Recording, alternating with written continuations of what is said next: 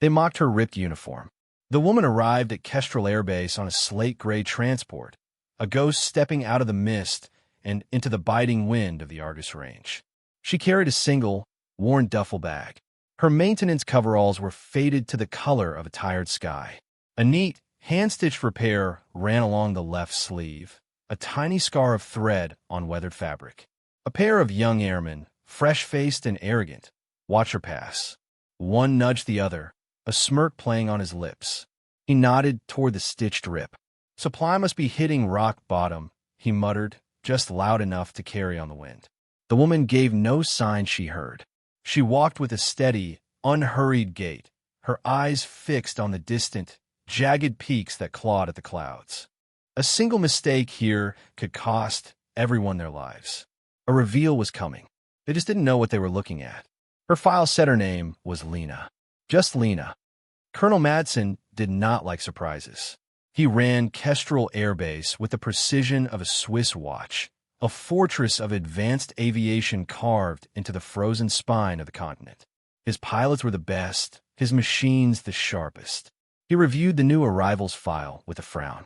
Lena Voron, senior avionics technician, transferred from a deep-level depot in some forgotten sector. No commendations, no citations, just decades of quiet, unremarkable service. He tossed the datapad onto his desk. "A glorified repair clerk," he said to his XO. "They send me pilots who can thread a needle at Mach 2, and they back them up with a woman who probably still uses vacuum tubes." When he saw her in person later that day, his assessment solidified. She was older than he expected, her face a roadmap of quiet years, her hair tied back in a severe, practical knot. She stood before his desk, perfectly still. He saw the faded uniform, the mended sleeve. It was a symbol of mediocrity.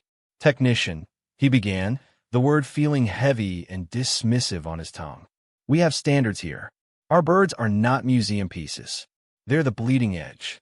We expect our ground crews to keep up. Are you capable of that?" She met his gaze. Her own was calm, unreadable. "Yes, sir," she said.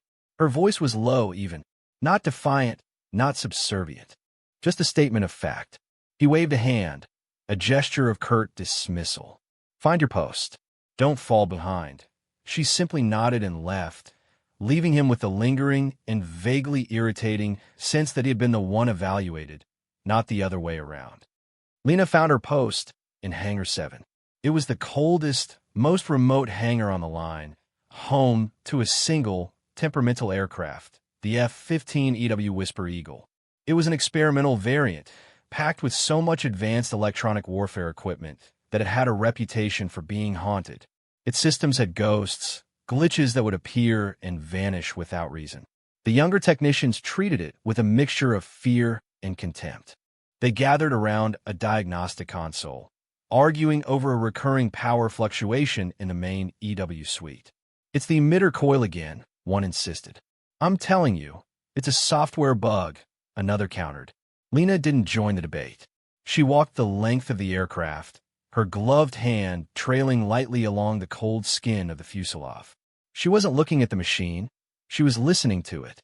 She could feel a faint, discordant vibration through the metal, a wrongness too subtle for their sensors. She stopped near the portside wing root, placing her palm flat against an access panel. She closed her eyes for a second, lost in concentration. As she pulled her hand back, her sleeve slid up, revealing a tattoo on the inside of her wrist. It was faded, the lines blurred by time, depicting a small, 7-star constellation. She stared at it for a moment, then pushed the sleeve back down, her expression unchanged. The jet was sick. It was telling her where it hurt, and no one else was listening. The exercise began at 0400 hours. The objective: penetrate a simulated enemy air defense network codenamed Arachne. It was a new generation of AI, adaptive and predatory. Colonel Madsen was in the Tactical Operations Center, the TOC, a cavern of screens and hushed voices. He watched as his best pilots, the vaunted Vipers and Reapers, threw themselves at the problem. Arachne learned from each attempt. It adjusted its search parameters, shifted its frequencies, and laid traps of phantom signals. One by one, the icons representing Madsen's prize fighters blinked out, replaced with the stark, simulated kill notification. Captain Viper, Evans, the squadron's ace, was the most frustrated. "It's anticipating me," he snarled over the comms after his third failure. "Every move I make, it's already there in the TOC." The mood soured. A red warning began flashing on the main strategic display. A weather front was moving in from the north, a sudden, violent blizzard. The mission window was collapsing. "We have hours, not days," Madsen announced, his voice tight. The pressure in the room became a physical weight. The pride of Kestrel Air Base was being systematically, effortlessly dismantled by an algorithm. Every failed attempt was another piece of data fed to the enemy. They weren't just losing. They were teaching the machine how to beat them better. The last hope was the Whisper Eagle. Its unique jammer suite was the only system theoretically capable of blinding Arachne's primary sensor nodes. But the jet was grounded. The ghost signal in its avionics had returned, a maddening shriek of digital noise that made the entire EW system useless. The young techs were frantic, swapping components and running diagnostics in a desperate, chaotic loop. "It's no good, sir," the crew chief reported to the TOC. "The system is unstable. We can't clear it for flight." Madsen slammed his fist on the console. All that technology, all that firepower, crippled by a single, inexplicable glitch. In Hangar 7, Lena watched the control panic. She waited for them to exhaust their options, for their certainty to crumble into weary frustration. When they finally stepped back, defeated, she moved forward. She didn't consult a datapad or a schematic. She walked directly to an open avionics bay, reached deep into the dense tangle of wires and conduits, and her fingers found a specific data card by touch alone. She unseated it with a soft click. From a nearby spares kit, she took a card that looked identical to any other observer. But she held it for a moment, feeling its weight, its balance.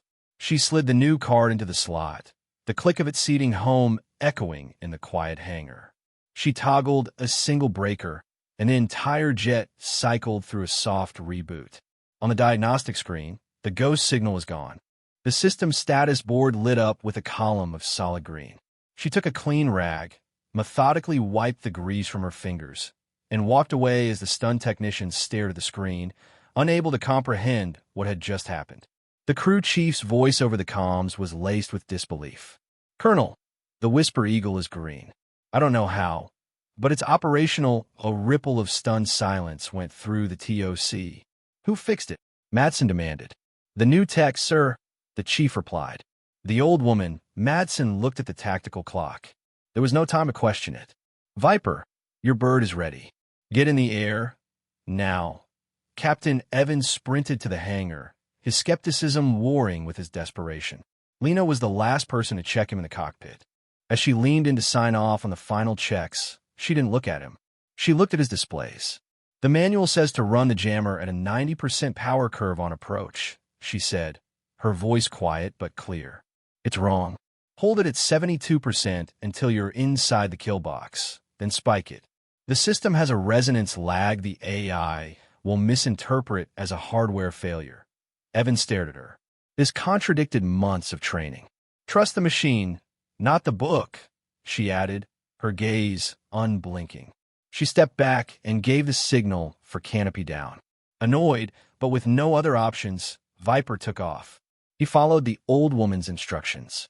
As he approached the Arachne network, he held the power curve at the lower setting. Just as she predicted, a new, subtle signal appeared on his threat display. The AI flagging his jet as having a faulty jammer, downgrading his threat priority. It was the opening he needed. He dove into the kill box, spiked the power, and for 7 beautiful seconds, the Arachne network went completely blind.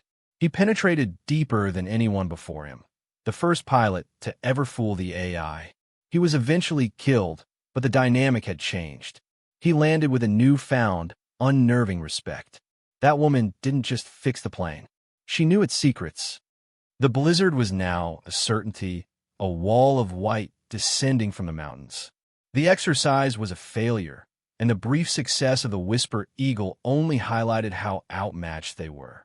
Arachne had already compensated for the resonance lag trick. It wouldn't be fooled again.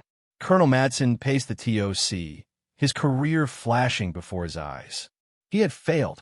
"We need something it can't predict," he said to no one in particular. Something completely outside standard doctrine. It was then that Captain Evans spoke, his voice quiet but firm. "Sir," the technician. "Lena." She knew about the resonance lag. It wasn't in any manual.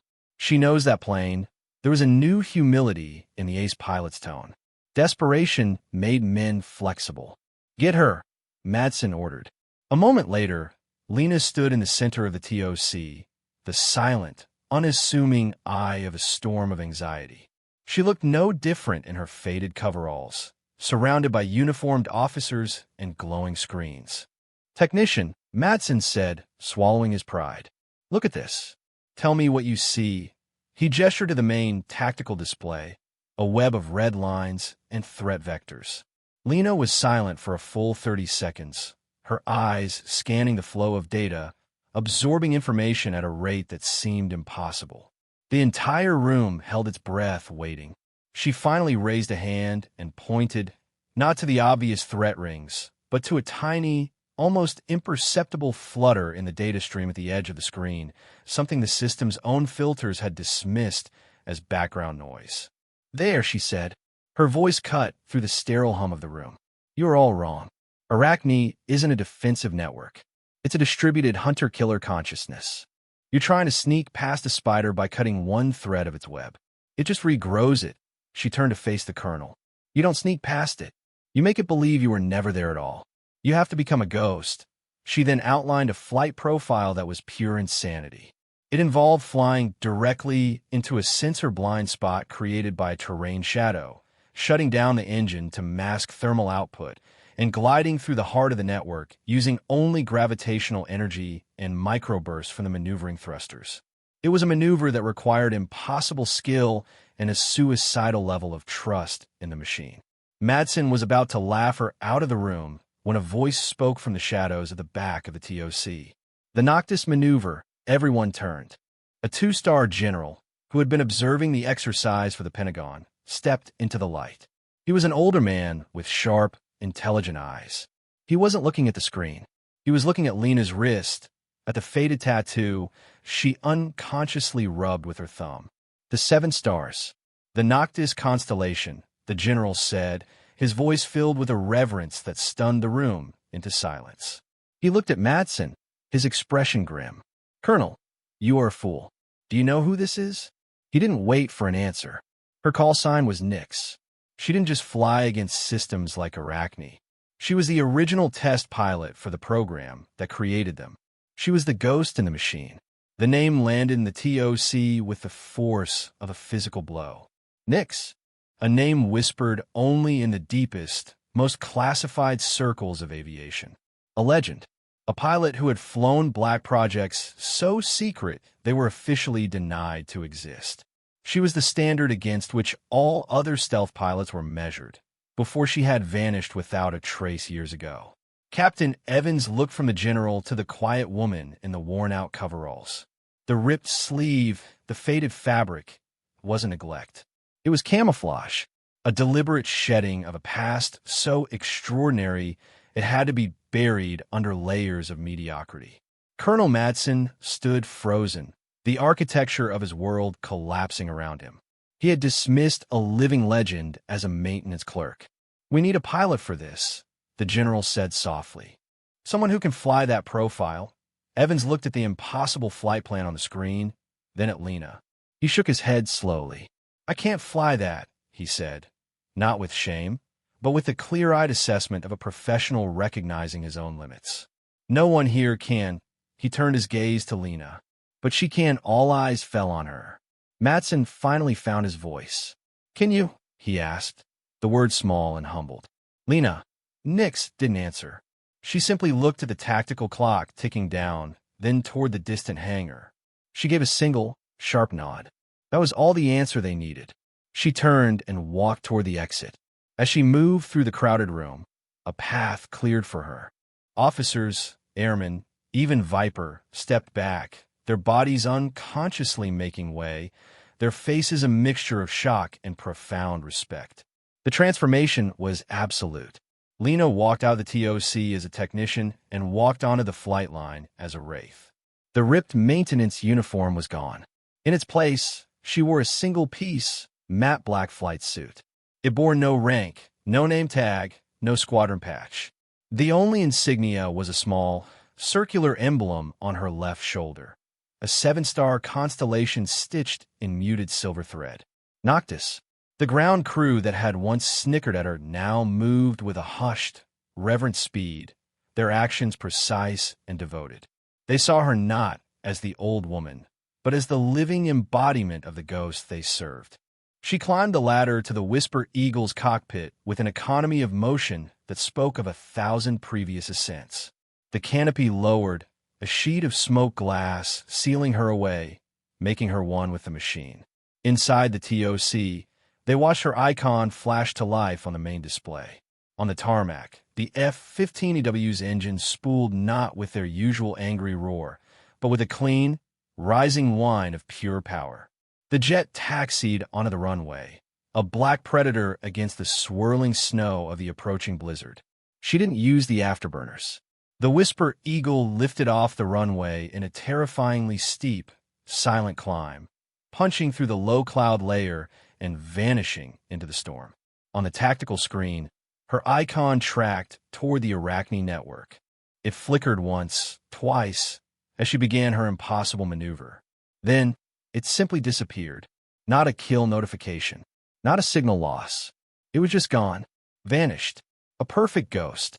In the silent TOC, Colonel Madsen stared at the empty space on the map, the faint hum of the servers the only sound. He finally understood. The ripped uniform hadn't been a sign of a broken career. It was the armor of a warrior who had chosen to be forgotten. And tonight, the goddess of the night had returned to flight.